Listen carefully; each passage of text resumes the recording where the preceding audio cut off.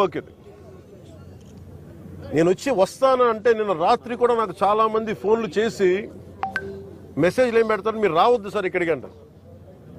మీరు ఎందుకు రాకూడదంటే ఒక 10,000 మంది జీవితాలు అతలాకుతలం అయిపోతాయని. పోర్ట్ అనేది it is meant for exports. Kakinada port కానీ ఏ పోర్ట్ అయినా కానీ అనుమతి ఇచ్చింది ఎక్స్పోర్ట్కి, అంతేగాని స్మగ్లింగ్ కాదు. స్మగ్లింగ్ మీద చేసే విధానంలో కూర్చోబెట్టి దానికి పర్మిషన్, దానికి లైసెన్స్ ఇవ్వాల. లీగల్గా ఎక్స్పోర్ట్కి మాత్రమే ఇక్కడ పర్మిషన్ ఇచ్చారు దీనికి. కానీ వస్తే 10,000 మంది జీవితాలు అతలాకుతలం అయిపోతాయంటే నాకు ఒకటే అనిపించింది. ఇందాక లోపలికి వెళ్ళి కూర్చుంటే నన్ను ఎంత సహకారం లేదంటే నాకే, as a deputy chief minister of Andhra Pradesh నాకే సహకరించాల.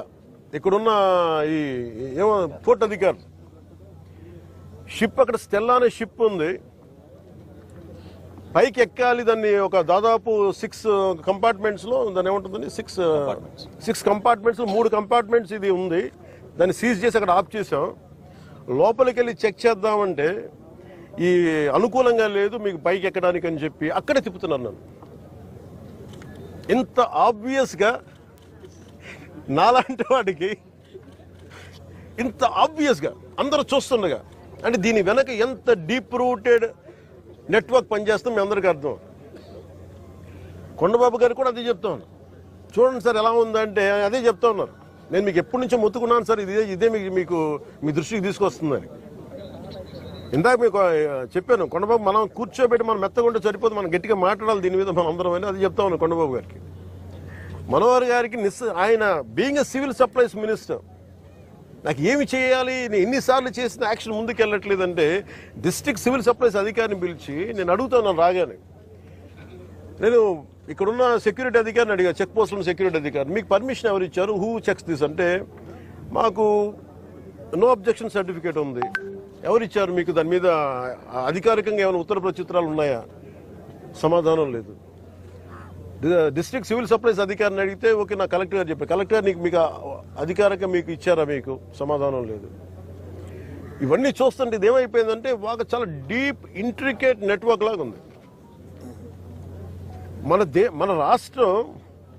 మీరు చూస్తే 40,000 terrain south America that from Colombia నుంచి వైజాగ్ పోర్ట్లో దొరికింది. వైజాగ్ పోర్ట్లో ఇది గంజాయికి అడ్డా అయిపోయింది ఆంధ్రప్రదేశ్. నేను లోపలికి వెళ్ళి మాట్లాడి పైకి ఎక్కాలి అంటే తిప్పుతున్నారు, అక్కడే తిప్పుతున్నారు, వెళ్ళనివ్వట్లా. నాకు ఎంత ఆశ్చర్యం అనిపించిందంటే నేను వెళ్ళి కూర్చొని మాట్లాడుతూ ఉంటే మీకు చెప్పా you will have consequences for this అని చెప్పి. నేను మీకు తర్వాత వీడియోస్ కూడా మీకు రిలీజ్ చేస్తాను. లేదు సార్ మీకు రఫ్ సీ ఉంది, మీరు వెళ్ళటానికి లేదంటే, నేను చెన్నై నుంచి వచ్చాను. నేను రఫ్ సీజ్ నాకు నా ఫ్రెండ్స్ సీమెన్స్ చాలా మంది ఉండేవాళ్ళు, చాలా మంది స్నేహితులు నాకు మద్రాస్ పోర్ట్లో పనిచేసేవాళ్ళు. ఎప్పుడు సరదాగా తీసుకెళ్తే అలలు పడవలోకి వచ్చి మనకి టగ్ బోట్స్లోకి వచ్చి ఇంకా ఇలాంటి బోట్లోకి వచ్చి కొట్టే సమయంలో నన్ను తీసుకెళ్లేవాళ్ళు సీమెన్. నాకు చాలా ఆశ్చర్యం అనిపించింది.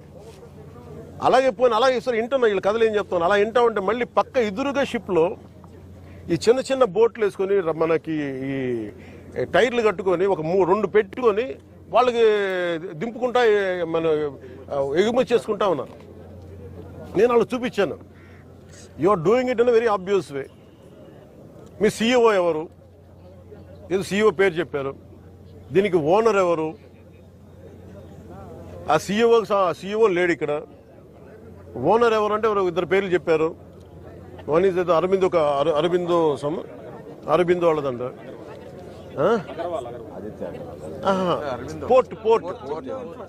పోర్ట్ ఎవరి కంట్రోల్లో ఉంది? Purely it's not government, it's purely private control port. ఇది స్టేట్ కంట్రోల్ ఉన్న పోర్ట్. ఇది నాకు అనిపించింది ఇలా చూస్తే, లోపలికి వెళ్ళి చూస్తే మన హోప్ ఐలాండ్ చూస్తే అసలు ఏ విధంగా కట్టుదిట్టంగా లేదు. 975 కిలోమీటర్ కోస్ట్ లైన్ ఆంధ్రప్రదేశ్కి. India is going to be trillions of dollar, almost Modi గారు చెప్పిన $7 trillion ఎకానమీ ఉంది దీనికి భవిష్యత్తు. ప్రపంచ దేశాలు మనల్ని ఎదగనిస్తాయా లేదా, మన బలహీనతలు ఏంటని చూస్తారు. ఆంధ్రప్రదేశ్ కోస్ట్ లైన్ మనకి ఎంత బలమో అది మనకంత బలహీనత కూడా. ఎందుకు చెప్తున్నాను ఈ మాట అంటే, వైజాగ్కి పాకిస్తాన్ నుంచి వచ్చిన ఆ యుద్ధ సమయంలో మీకు గజనీ సబ్మెరీన్ చూడొచ్చు. నేను చెప్పాను, ఈ రోజున ఈ పబ్లిక్ డిస్ట్రిబ్యూషన్ రైస్ తాగదు స్మగ్లర్లు చేసేది. ఆర్డీఎక్స్లు ఇంపోర్ట్ చేసుకోవచ్చు.